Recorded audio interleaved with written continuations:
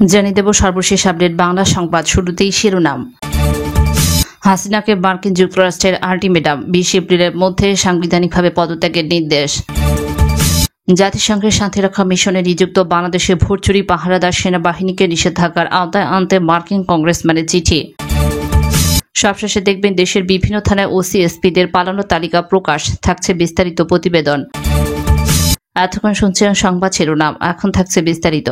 ক্ষমতাসীন আওয়ামী লীগ সরকারকে কোনো অনিশ্চিত শর্তে বলা হয়েছে যুক্তরাষ্ট্রের একজন সিনিয়র কর্মকর্তা, যিনি সম্প্রতি ঢাকা সফর করেছেন, যে শেখ হাসিনা সরকার ক্ষমতা থেকে সরে দাঁড়ানোর কথা বিবেচনা করতে পারে এবং 20 এপ্রিলের মধ্যে জাতীয় সংসদের স্পিকারের কাছে দায়িত্ব হস্তান্তর করতে পারে। সাধারণভাবে আওয়ামী লীগ এবং বিশেষ করে শেখ হাসিনা ক্ষমতা ত্যাগ করার জন্য মার্কিন চাপকে অনায়াসে মেনে নেবেন, বিশেষ করে এমন সময়ে যখন দুর্নীতি গুরুতর অভিযোগ ছাড়াও ব্যাপক ক্ষমতা বিরোধিতা রয়েছে।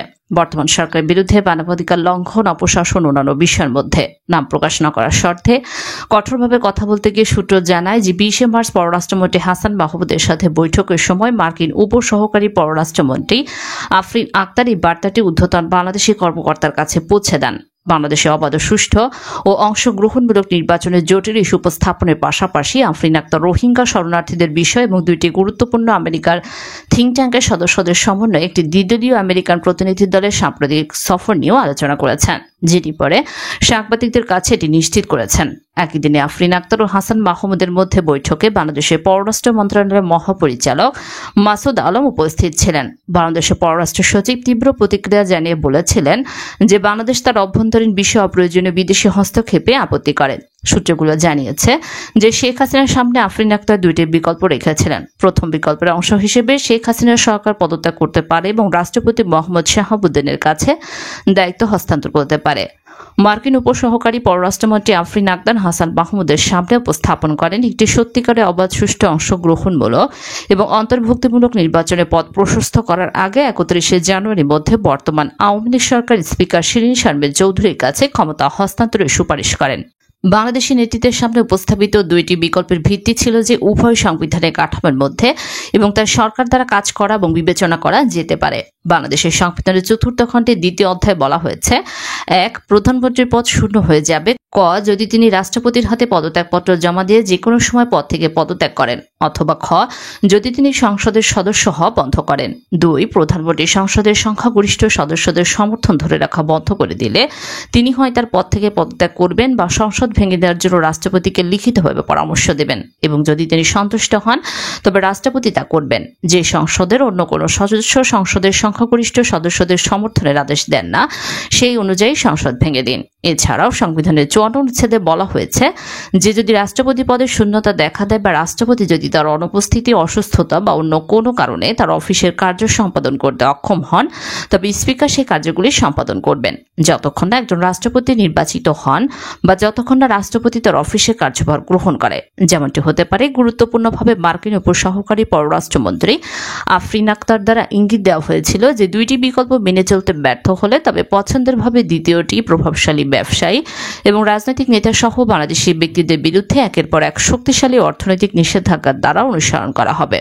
ক্ষমতাসীন আওয়ামী লীগ মার্কিন আল্টিমেটাম উপেক্ষা করার ক্ষেত্রে একটি সূত্র যেমন দুইটি বিকল্পের বর্ণনা দিয়েছে, আমেরিকার কর্তৃপক্ষ ঢাকায় তাদের কথোপকথনকারীদের বলেছে যে আইনের যথাযথ প্রক্রিয়াগুলি উচ্চ মূল্যের বিরুদ্ধে অনুসরণ করবে বলে জানা যায় ওই দেশে বসবাসকারী বাংলাদেশি ব্যক্তি।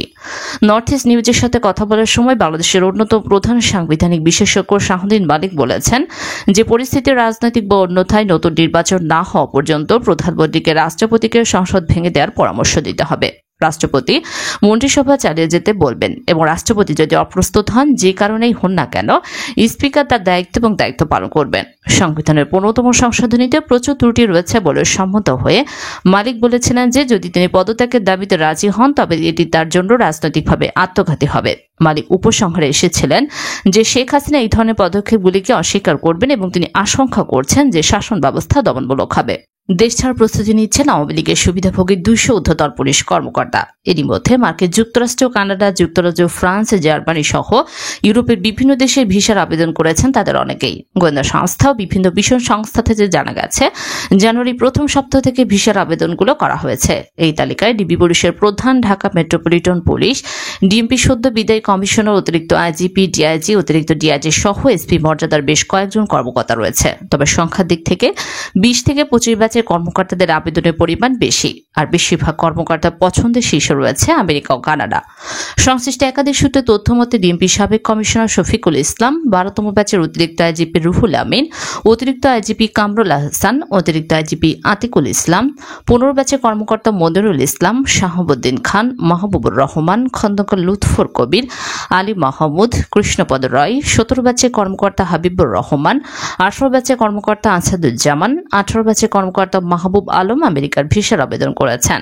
17 ব্যাচের মিজানুর রহমান, হাফিজ আক্তার, আনোয়ার হোসেন এবং মঈদ উদ্দিন কানাডার ভিসার আবেদন করে রেখেছেন। 17 ব্যাচের আব্দুল বাতেন ফ্রান্সের ভিসার আবেদন করে রেখেছেন। 18 ব্যাচের ইমাম হোসেন ও মোজাম্মেল হক জার্মানির ভিসার আবেদন করে রেখেছেন। 15 ব্যাচের কর্মকর্তা বনোজ কুমার মজুমদার ভারতের ভিসার আবেদন করে রেখেছেন। 20 থেকে 25 ব্যাচের কর্মকর্তাদের মধ্যে শাহমিজান, মোল্লা নজরুল, মোস্তাক আহমেদ, নূরে আলম মিনা, শাহ আবিদ, আতিকুর রহমান, মাসুদুর রহমান, সৈয়দ নজরুল ইসলাম, কানিজ ফাতেমা, হারুনুর রশিদ, শেখ রফিকুল ইসলাম, মারুফ সর্দার, বিপ্লব কুমার সরকার, সাজ্জাদুর রহমান, জায়েদুল আলম, মেহেদি হাসান, মিজানুর রহমান, ফরিদউদ্দিন, মোহাম্মদ জাকারিয়া, সঞ্চয় সরকার, জসিমউদ্দিন, আশরাফ হোসেন, মইনুল হক, আনিসুর রহমান, মাসুদ হোসেন, সুনন্দ রায়, প্রলয় কুমার জোয়ারদার সহ বেশ কয়েকজন রয়েছেন।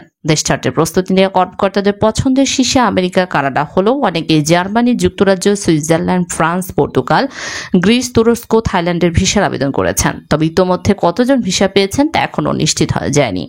গোয়েন্দা সূত্র জানায়, বিগত 14 বছর ধরে ক্ষমতাসীন আওয়ামী লীগের আমলে পদবি, অর্থবিত্ত অর্জন এবং ক্ষমতা অপব্যবহারকারী পুলিশ কর্মকর্তাদের মধ্যে এক ধরনের আতঙ্ক বিরাজ করছে কিছুদিন ধরে। উল্লেখ্য, নানা দেশে ভিসার আবেদন করা পুলিশের ঊর্ধ্বতন কর্মকর্তাদের বেশিরভাগই বিগত 1 যুগ ধরে অতি উৎসাহী হিসেবে বিরোধী দলমতের ওপর দমনপীড়ন চালিয়েছেন। পিনাকি ভট্টাচার্য বলেন, আজকের ভিডিওটি পুলিশ আর র্যাবের নন অফিসারদের জন্য, অফিসারদের জন্য নয়। আমি আমার দর্শকদের বলবো, পুলিশের কনস্টেবল আর র্যাবের সিপাহীরা আপনারা শত্রু ভাববেন না। তারাও দরিদ্র মানুষের সন্তান।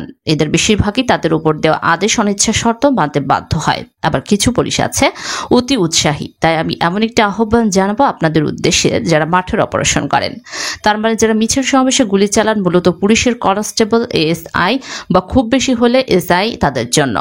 আপনারা একটা জিনিস মনে রাখবেন, আপনার বড় কর্তাদের টিকে কোথায় বাধা আছে?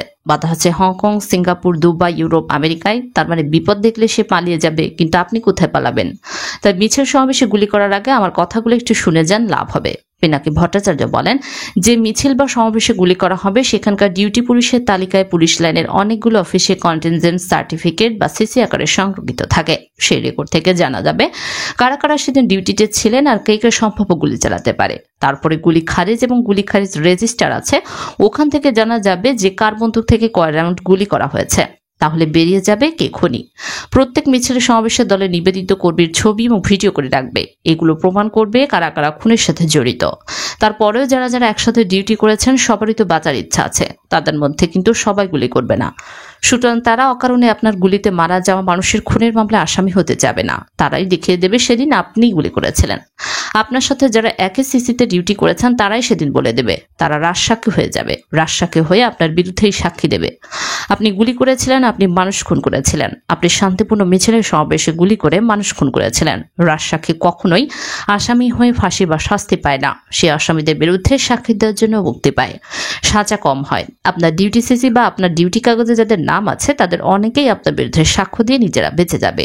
তারাই সাক্ষ্য দিবে আপনি মিছিলে বা সমাবেশে অকারণে গুলি চালিয়ে মানুষ খুন করেছেন।